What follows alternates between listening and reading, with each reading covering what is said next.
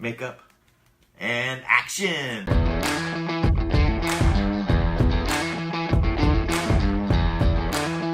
Welcome to another edition of You Can't Handle the Tooth. This is Dr. J, the real Floss Boss, bringing you another episode back by popular demand. Every week, thousands of views. Thank you so very much. Thank you so very much. I have to say, on a non-dental note, my heart is broken just a little bit for the U.S. soccer team. I feel really, really bad. I like sports, but the Super Bowl, NBA championship, none of it does for me what the World Cup does for me. So I am really sad that the United States didn't make it. And they got to get it together. I got all kinds of comments on that. Maybe I should make a separate video on it, but I am sorry about that. Today I wanted to talk about a subject that I actually overlook. I think this is so basic that I don't need to cover it. So I'll cover weird things, obscure, unusual stuff. Not everybody has crowns. We've talked about crowns and things like that. But I want to talk about something so very basic. Parents try to teach their kids. But what happened is, over the last few weeks, I've had some adults, actually, who were surprised at the instructions I was giving them with brushing and flossing. Brushing and flossing. So I thought, maybe I should take some time to talk about proper brushing and flossing. So I can tell you what most people do, okay? First of all, if they brush, it's a side-to-side thing. Maybe it's an up-and-down thing. They just go around. They probably don't spend the proper time.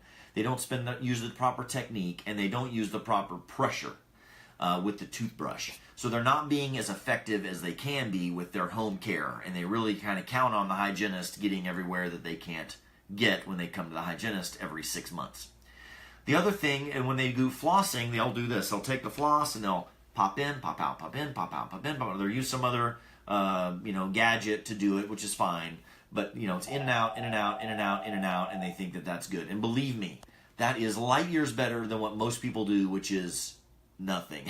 The funniest flossing joke I ever heard was by the Blue Collar Comedy Tour, Jeff Foxworthy, when the dentist asked him, hey, when was the last time you flossed? And he goes, let's see, you did it.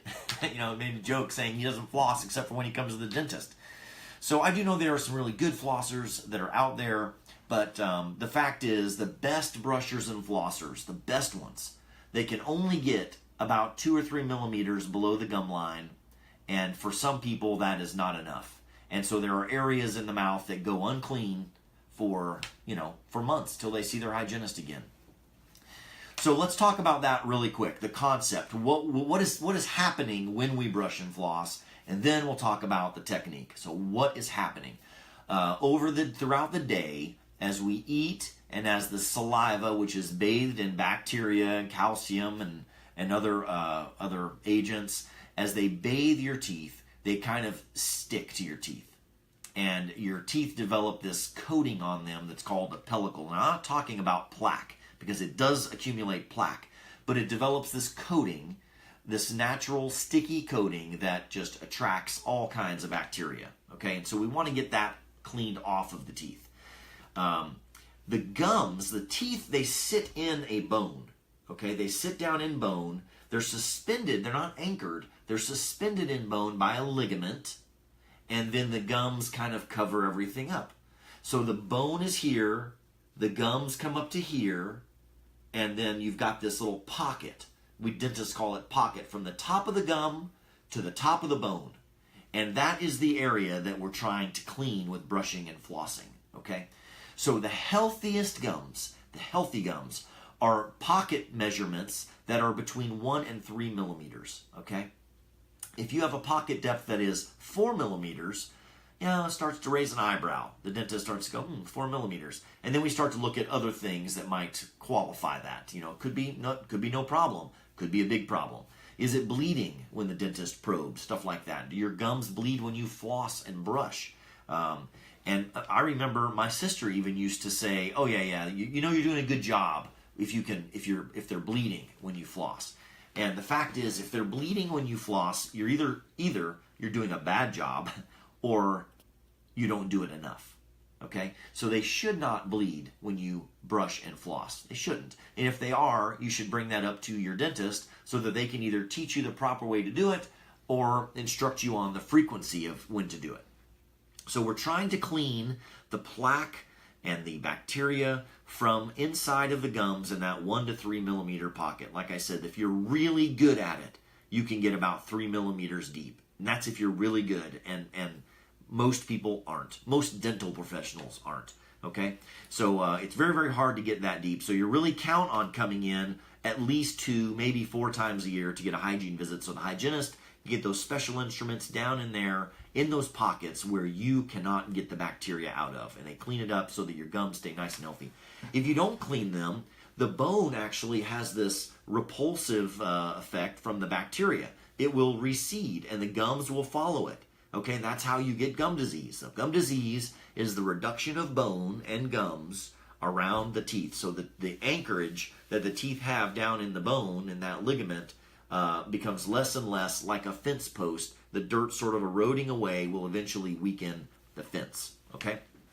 All right, so now, how do we do it? What is the proper technique? Let's start with brushing. Okay, let's talk about toothbrushes, because everyone asks me, what's the best toothbrush out there? I should make a separate video just on talking about toothbrushes. I can say, generally speaking, any toothbrush will work just fine.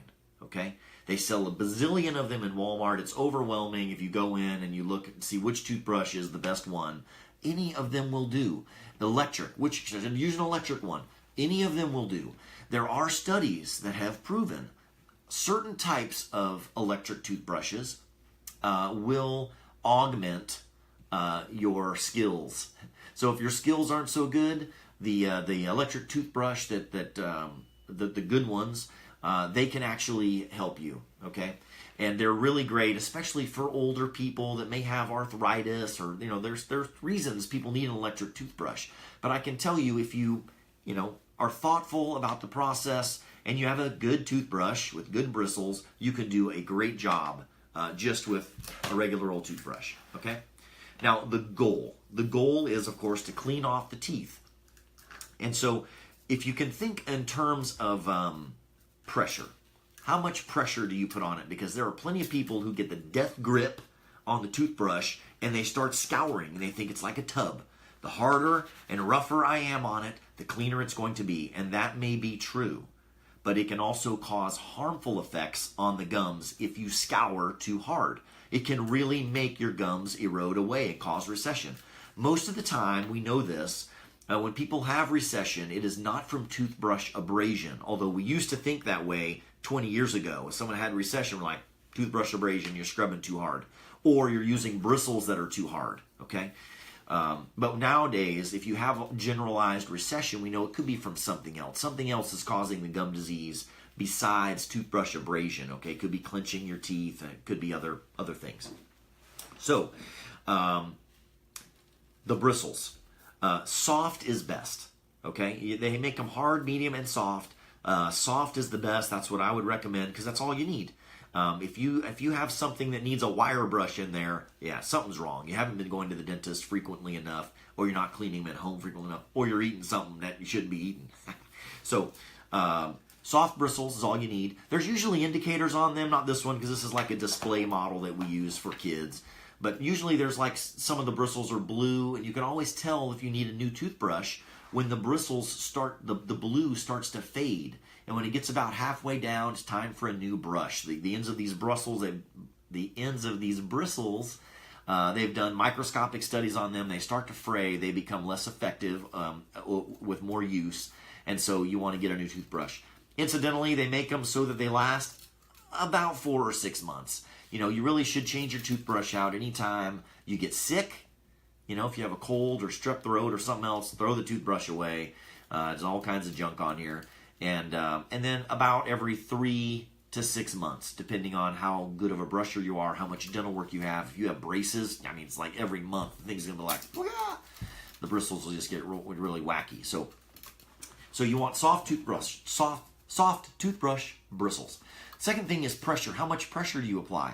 And I don't really care how you hold the toothbrush, but the pressure that you need, the studies have shown, all you need to do is 2 fingers, just like this, And as you put pressure on your teeth, the toothbrush will start to push away when you push too hard. Okay? So, yeah, I can grip that pretty hard with 2 fingers, but as you comfortably grip it with 2 fingers, that's all of the pressure that you need on the teeth. So, with 2 fingers, that's it. As you push really hard, you can see the toothbrush just bends away from the teeth. All right? So that's all the pressure you need. How you hold it doesn't really matter. Just make sure it's not really aggressive. The second thing is placement of the bristles. Okay? We want the bristles, ideally, to be about half on the gums and half on the tooth. Now, why would that be? I don't know if you can see this, but about half on the gums and about half on the tooth in this 45-degree angle, back and forth. Okay? Back and forth. Now, I've seen people that do it this way, and that's fine. The goal is to get these bristles shoved up inside of the gum. You want to brush the area, the pocket, between the top of the gum and the bone. When I say shove, I don't mean aggressive. I just mean you're trying to get those, trying to glide those bristles up in between the gum and the tooth and clean the plaque, bacteria, saliva, whatever that you can get that's in there, okay? So, of course, you'll do the outside. Can't forget the tops of the teeth, right? The biting surface, and you'll do the inside. And you can also see when I do it this way, this toothbrush is flat. They make toothbrushes that are like curved, like a wave. And the tip bristles are a little bit longer. They do that so when you come across the teeth this way, see how the top of the bristles are not in that little groove right there?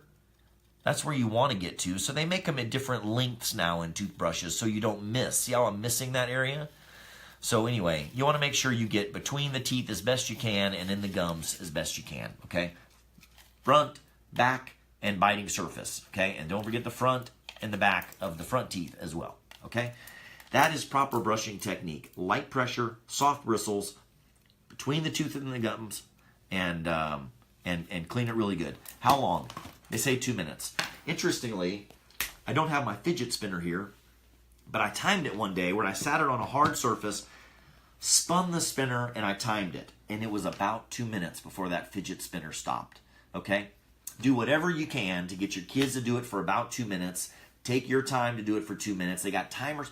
They got electronic toothbrushes now that are electric toothbrushes now that have apps with them. You can get them on your phone, and it'll tell you if you're pushing too hard. What? It communicates with the phone. So there's all kinds of ways to help you, toothbrushing for dummies. So you can get anything that keeps you interested or keeps your children interested in brushing well.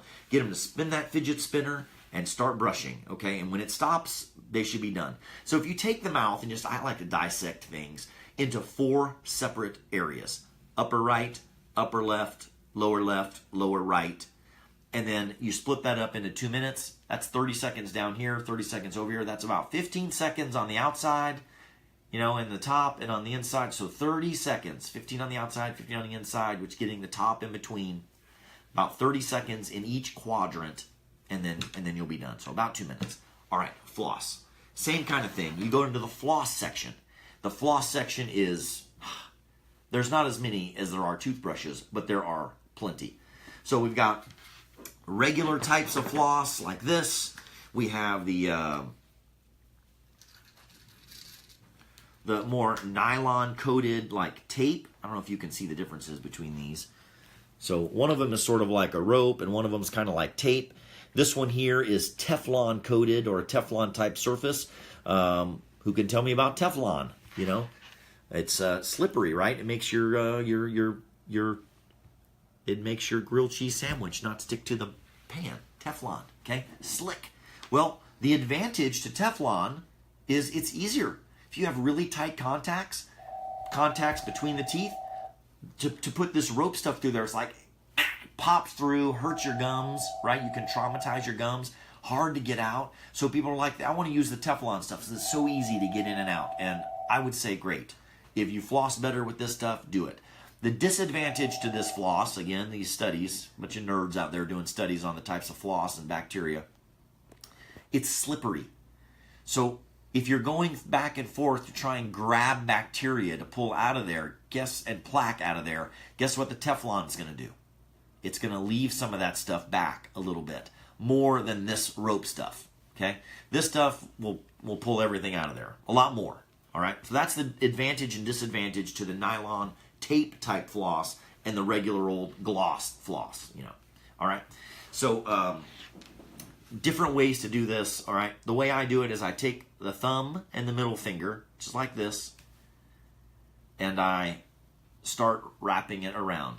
My thumb's holding it down, and I get to where I can use these two working fingers now, okay?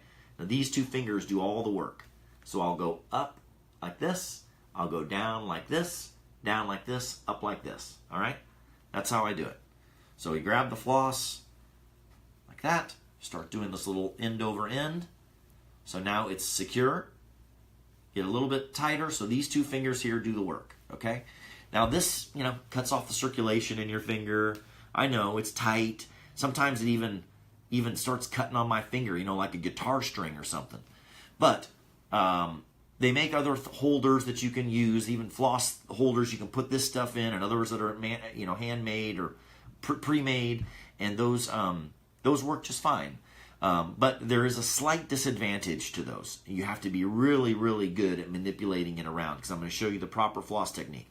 So most people go down, up, right? And that's good, but it's not ideal. This is ideal, all right? So you take the floss, and can you see okay? So we take this contact, get the floss. Oh, and the other thing is if you just push down like this, listen, you hear that? That's an ouchie on the gums, all right? Don't do that. You basically saw through. So just go find the contact, pull it like from left to right, and you'll saw through the contact, and it's not going to pop down and hurt your gums, okay? So that's a problem. But once you get in there, you don't just pull it back out. I mean, it's good to get in there, but what you want to do is you want to hug each of these teeth. So I'll start with this back tooth, and I'll go down between the tooth and the gums, and I just kind of go back and forth, okay? And then I pull it up. And then I move it down a little bit to get a new part of the floss in there, and I go on the other tooth in front now, back and forth, just like that. And then once you're done with that, I pull it out, and I pull it. I like to pull it sideways. If you have any dental work, this is a good tip. If you have any dental work that is done, like a crown, let's say a crown or fillings, and you pull up, over time, the chances of you pulling that crown off or loosening that filling, the chance goes up. So the best way to do it is this. Once you floss through, slice through like that, no trauma to the tissue, unravel one finger and just pull it out the side after you've done with your flossing, okay? Instead of pulling up, especially if you have a lot of dental work. If you don't have a lot of dental work, you're like a 20-year-old, awesome, genetically, advantaged person and no fillings and no cavities, you can just pull up. It's not going to cause any harm to the teeth. So floss down, slide out. Floss down, slide out. When you're in there, hug each of those teeth to make sure you're getting all the bacteria out, okay? Proper flossing, proper brushing. Mouthwashes is another complete separate subject we can talk about. I love Listerine. Anything antimicrobial is great, okay? Chapstick, I got all kinds of stuff for the smile.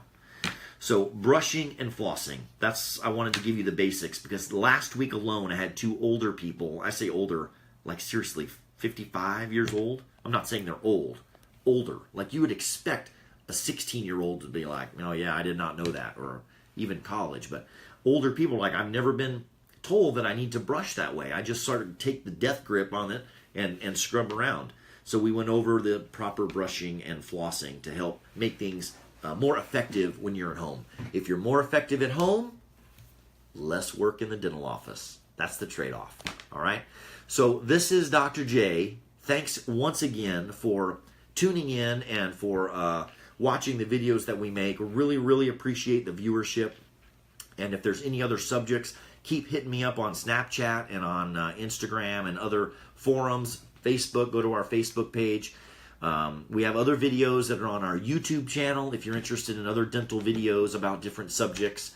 I figure everyone's got teeth, so everyone's got questions every once in a while. So you can go on our YouTube channel and see other videos. Otherwise, we'll see you next week with another live episode.